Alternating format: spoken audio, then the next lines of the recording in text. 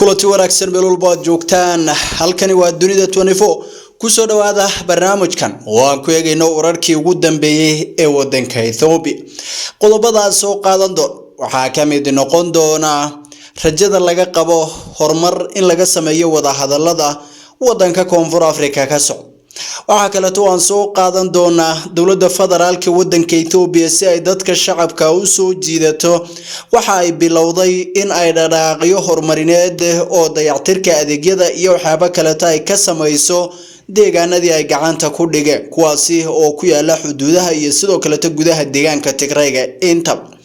waxa kale oo aan halkan idinku soo gudbin doona dagaalo lagu hoobtay oo ka socda waqooyiga wadanka Ethiopia gaar ahaan agagaarka magaalada caasimadda u ah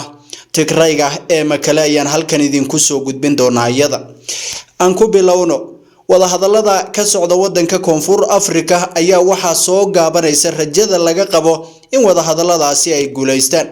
kadib markii hogaamiyihii qaybta wada hadallada ee wadanka Ethiopia lagu arkay xilli wada hadalladu bilowdeen isagoo Addis Ababa ku sugan iyo sidoo kale qaar ka mid ah mas'uuliyiinta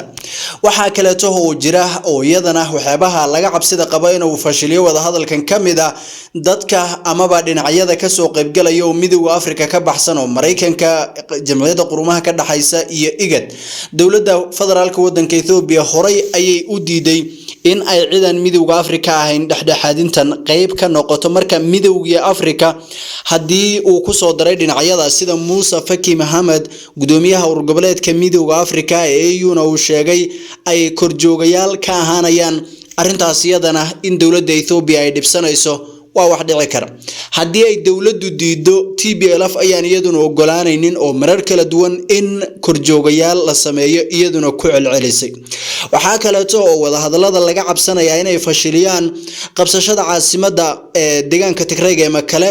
oo la sheegay in ciidamo kala duwan ay dhinacyada kaga hareeraysan yihiin saacadaha soo socdana filashada ugu weyn ay tahay in la qabsado magaaladaas waliba qaar kamida qaybaha magaalada oo garoonku ka mid yahay ayay isku dayo waaweyn ciidamada dawladda federaalka Ethiopia ka sameeyeen iyada oo diyaaradaha aan duuliyaha lahayn iyo kuwa militariga toos ku kaca intuba ay qorshahaasi isku dayo kala duwan sameeyeen ciidamada Eritrea iyo kuwa dawladda oo kaashanaya maleeshiyad kala duwan ayaa dhinacyada kaga shaqeeyay magaalada caasimadda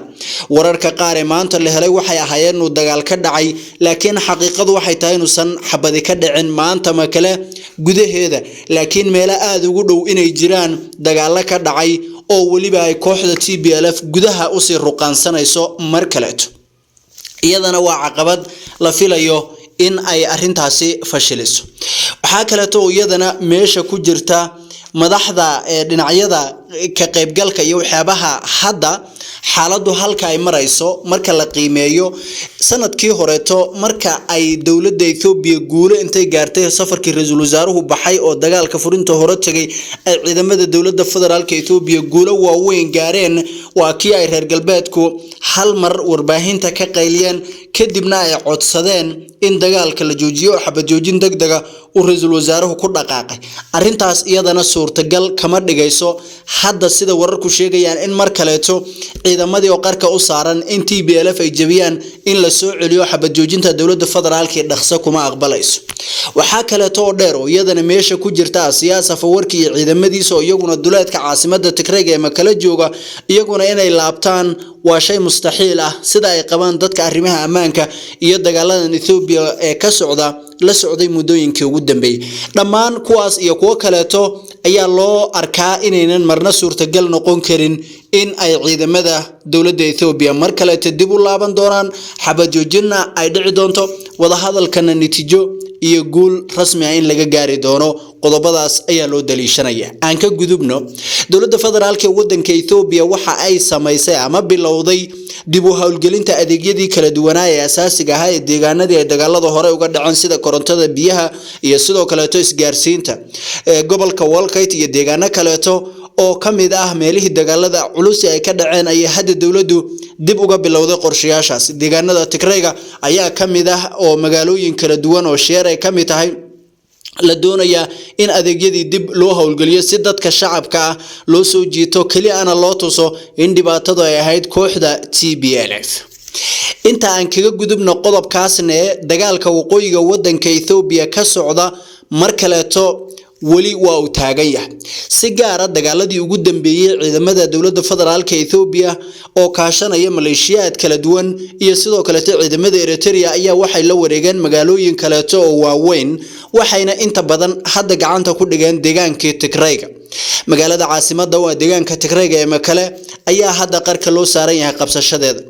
wararka qaarkood oo maanta la helay waxay sheegeen in magaaladaasi ay iska horimaadyo ka dhaceen ciidamada gudaha u galeen laakiin arintaasi markii baaritaan kadib waxaan xaqiiqsanay inaysan jirin wax bada oo gudaha caasimadda Makale ka dhacday laakiin ay jiraan meelo aad ugu dhow iska horimaadyo culus ay ka dhaceen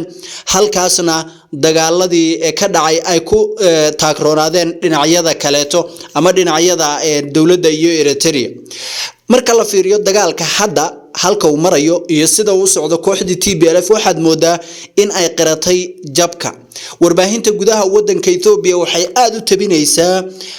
inkasta oo dagaal markuu jiro propaganda ay ku jireyso laakiin haddana waxa jira Debretsion Gabramakail madaxweynaha deegaanka Tigrayga iyo taliyihii ciidamada Tigrayga iyo madax kaleeto in ay Djibouti ka dhoofeen oo iyaguna Koonfur Afrika ay kaga daba tageen Getachew Reda iyo mas'uuliyiintii kale wada hadallada u qaabilsanayd oo markii horetaba